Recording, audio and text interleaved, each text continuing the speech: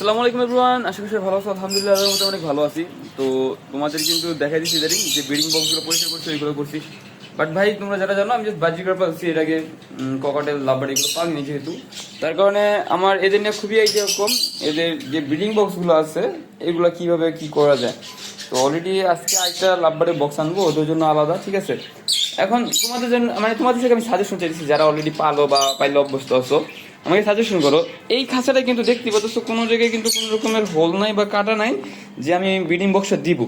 তো এখন অনেকের ভিডিওতে দেখছি যে এটা যে দুটো গেট থাকে, এই সেকেন্ড গেট যেটা আছে এটাতে ইউজ করে মানে লাভ মানে বক্সটা দেওয়ার জন্য।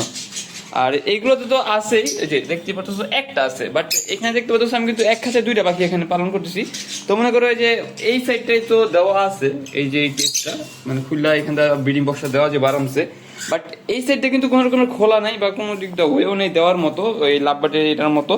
তো আমাকে সাজেস্ট করো এইখানে ব্রিডিং বক্সটা কীভাবে দিলে সুবিধা হয় বা ভালো হয়, মানে এই ব্রিডিং বক্সগুলো কীভাবে দিলে সুবিধা হয়, যেহেতু আমার স্পেসটাও কম আসছে এখানে খোলাটা নেই।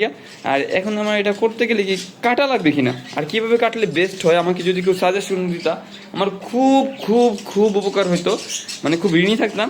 আমাকে একটু সবাই হেল্প করো এই দিক থেকে, যারা যারা এইগুলো নিয়ে কাজ করতেছো বা এই সেক্টর নিয়ে আসো, একটু আমাকে জানো এই বক্সগুলো কীভাবে এখানে ঝুলাবো বা কীভাবে দিলে বেটার হয়।